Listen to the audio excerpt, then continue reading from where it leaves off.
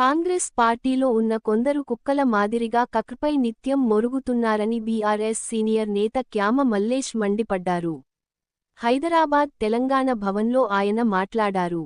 14 ఏళ్లు తెలంగాణ కోసం ఉద్యమం చేసిన కేసీఆర్ పై కాంగ్రెసోళ్లు పిచ్చి కుక్కల్లాగా ఎంత మొరిగినా వాళ్లను రేవంత్ రెడ్డి నమ్మడన్నారు.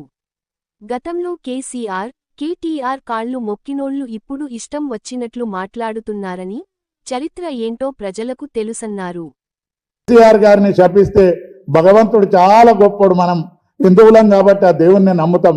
ఆ దేవుడు ఏమన్నా వంకర చూడగల్లా జాగ్రత్తగా ఉండమని నేను మనవి చేస్తా ఉన్నాను. అదే విధంగా ఇవాళ ఇంకా కొంతమంది ఎక్కడ పరాన్న జీవుల్లాగా ఎక్కడ అధికారం ఉంటే అక్కడ మారే నాయకులు. కానీ ఈ మారే నాయకులకు కూడా రేవంత్ రెడ్డి గారు బాగా తెలుగు కల్లోళ్ళు.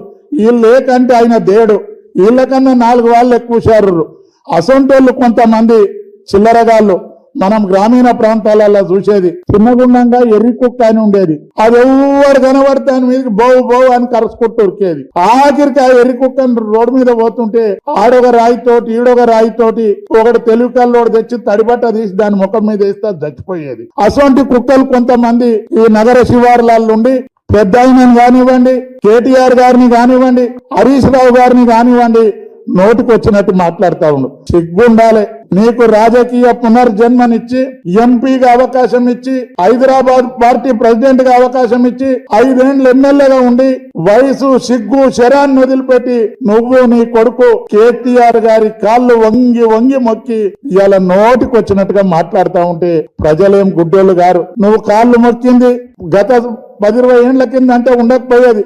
ఇప్పుడు అన్ని టెలిఫోన్ల నొక్కంగానే అన్ని వస్తాయి. నువ్వు కాళ్ళు మొక్కిందికి తెలుసు, పొగిడింది తెలుసు, ఇవాళ తిడతా ఉన్నావు. ఇవాళ సూర్యుని ముఖాన మన్ను వస్తే ఆ మన్ను నీ ముఖాన్నే పడుతుంది. కాబట్టి అలాంటి ఈ పిచ్చి కుక్కల సొంటోళ్ళు కూడా నోరు ఎక్కువ తెరిస్తే తొండలెక్కించి కొట్టడానికి బీఆర్ఎస్ శ్రేణులు ప్రజలు సిద్ధంగా ఉండరనే విషయాన్ని నేను మీతో మనవి చేస్తా ఉన్నా. ఇవాళ ప్రజల ముందుకు పొయ్యే ముఖం లేక ఒక ఆయన ఏమంటుండంటే మా రేవంత్ అన్న అంటుండు. సిగ్గుండాలి. ఎన్నికల కన్నా 6 నెలల మొదలు వీడియోలు ఉన్నాయి. రేవంత్ రెడ్డి గాని మహేందర్ రెడ్డి గాని నానా బూతులు ఏకవచనం వాడు వీడు అన్నాడు. ఇవాళ అధికారం రాగానే వాళ్ళ సంఖ నాకుంటుండి మళ్ళా వాళ్ళ మెప్పు పొందడానికి కేటీఆర్, కేసీఆర్, హరీష్ రావు గారిని మాట్లాడుతూ ఉండు. ఇవాళ వీళ్ళకి తెలుసో తెలియదో పాపం విశాల హృదయం ఉన్న కేసీఆర్ గారు నమ్మిండు. కానీ రేవంత్ రెడ్డి మీరు లాగిడిచి ముడ్డి నాలకు రాసుకున్నా నమ్మడు. నిన్ను ఏడ పెట్టాలనో ఆన్నే పెడతాడు.